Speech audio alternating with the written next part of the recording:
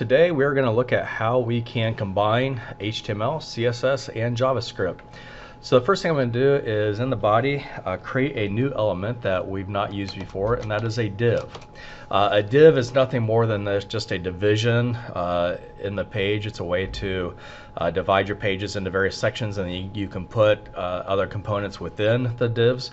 But I'm just going to do a blank div, and then I'm going to give it an ID. And so I'm going to put ID equals, doesn't matter what you call it, I'm just going to call it D1 since it's my first div. Then up here in the style, I am going to create a rule for that. So ID has to start with the hashtag, so hashtag D1. And then right now, if I were to preview this, you would see nothing on the page because it's an empty div. So I need to give it a width and a height. And then I'm also going to add a border because right now I'll just go ahead and run and show you what happens. Launch with Chrome. And there we go, I have a blank div. So let me see if I can resize all this so we can see these side by side. There we go. Okay, so we see nothing over here because I have an empty div. It is 400 by 400, so it is showing up right in here, but with nothing in it and just no background either, so it's the same colors. So if I want to see for sure that's there, I can throw a border around it. So I do a border by doing border colon, and then it takes 3 parameters.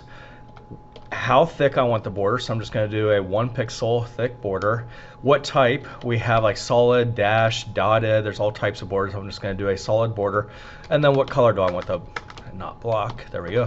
What color do I want? I want a black, refresh, and there's my div. Alright, so there's the CSS and the HTML. Now what I want to do is add an event listener that triggers some type of event, whether I'm clicking on the square or my mouse hovers over it or something. So I'm going to use JavaScript for that. And when I add JavaScript to a page, there are 3 ways I can do that. One, I can do an external sheet, and as we get into larger projects, we will definitely be doing all of our JavaScript in a separate page. But for this one, I'm just going to keep it in this page, and I can put it up in the head, or I can put it down at the bottom of the body. I can even put it right after the body. What you'll see most developers do, unless there's a good reason to put it in the head, they put it down at the bottom. And there's the reason for this is that I want to modify this div.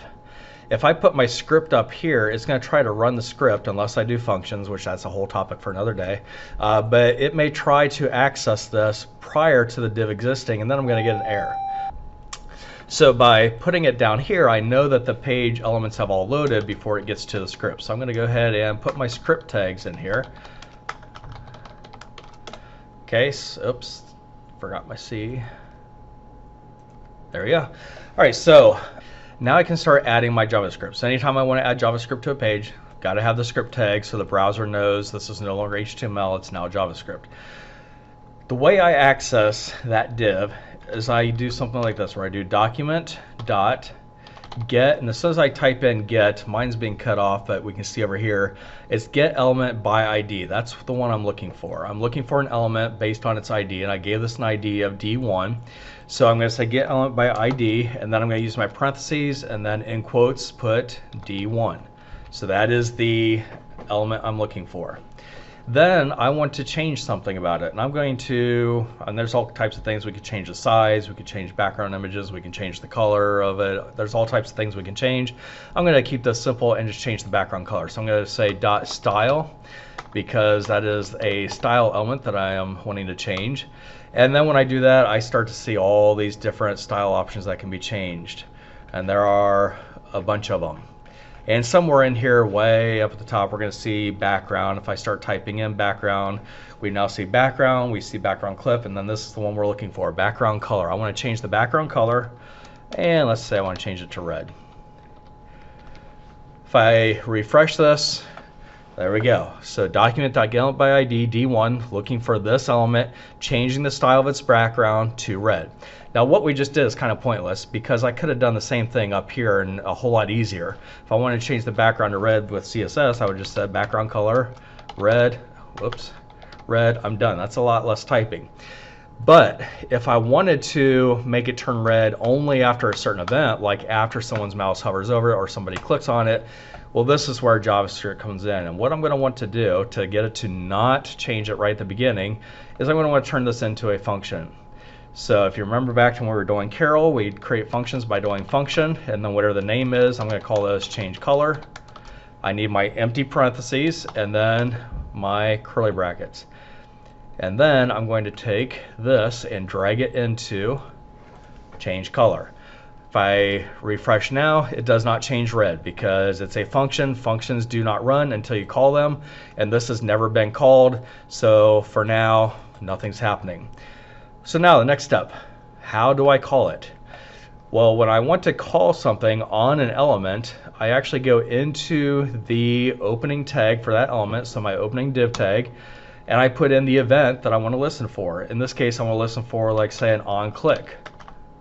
So I can type onClick equals, and then the name of the function that it should run when somebody clicks, and that is change color. You can put the this is JavaScript, you can put the semicolon, or in this case you can actually get away with leaving it out. You don't have to have it. If I refresh it now, come over here, click, there we go. So on click, when I click on that div. Now if I click out here somewhere, nothing's happening because the on click is attached specifically to the div, so it's only going to do that. What if I refresh it, click, there's no way to click back and make it white. So what if I wanted to change this back to white? Well, what I need to do is just create another function. So I'm going to copy and paste that whole thing. I'm going to call this change color back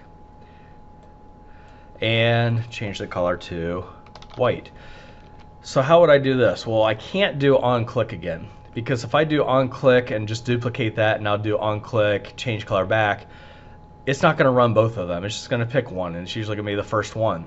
So what I need to do is now change this to something else, like on mouse enter, on mouse leave, or something like that. So I'm going to do on mouse, and as soon as I do on mouse, I see a bunch of different mouse events: on mouse enter, on mouse leave, on mouse move, on mouse out, over, etc.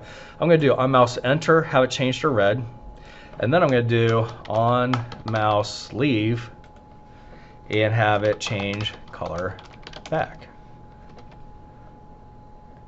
And I'll refresh, over red, out white, and I can go back and forth. So let me resize this so that all that video is, or all that's showing up in the video. So once again, what I did, created two functions, one change color, one change color back. Each of them is just getting that ID and changing it to a different color.